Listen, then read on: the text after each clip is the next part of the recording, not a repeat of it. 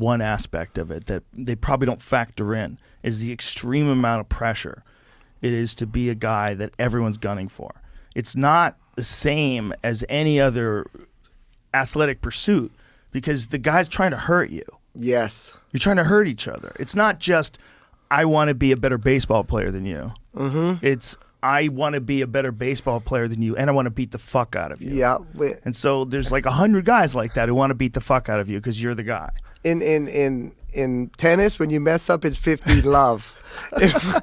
When you mess up here, it's your ass. It's the most consequences, which is why it's the most exciting for people to watch because everybody knows. You know, going around now doing this new governor thing, I talk to people and I ask every question and they go, it's great for you to show your humility and asking these questions and letting us know that you need our help. And I always tell them the same. I say, hey, in the business I did the last 20 years, I can't fake anything. It'll cost me my health. Yes. It'll cost, if I go out there and fake like I know how to defend myself, I'm dead. I'm going to seriously get hurt.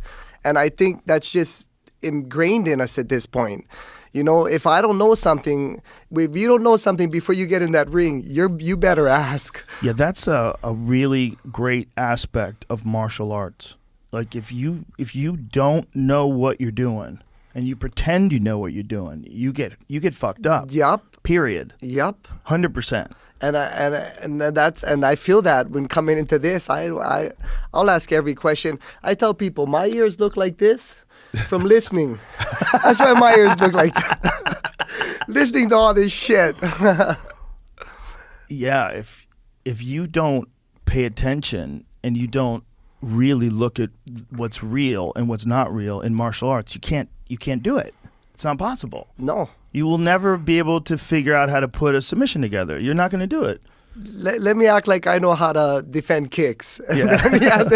I already got it. I got it. Leave me alone. Imagine if you didn't want to listen to a Thai coach. Of course you'd want to listen.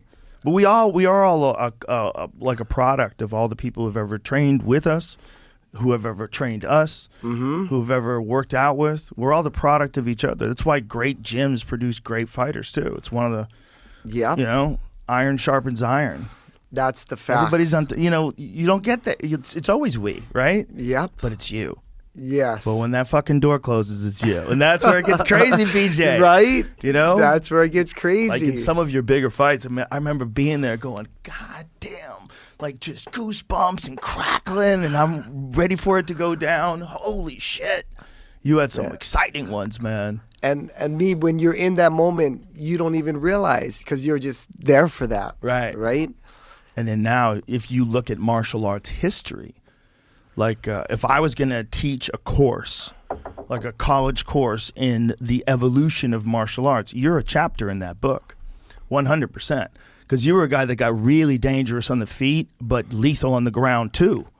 So you were a great combination because you were strangling people, you were fucking people up at submissions, but you were also super dangerous on your feet. I remember I was a jiu-jitsu world champion already? I might have been a brown belt maybe, and Javier Mendez was in San Jose. So I remember going there one day, and me and him just clicked right away. But he was like, hey, you want me to punch the mitts? I'm like, okay. And I punched the mitts a lot as a kid. I got into a lot of fights as a kid. And I started hitting the mitts, and he goes, you can hit hard. You could knock somebody out, BJ. You could be a champion. And I thought he was just joking. I just thought he was just being nice. You know what I mean? I'm like,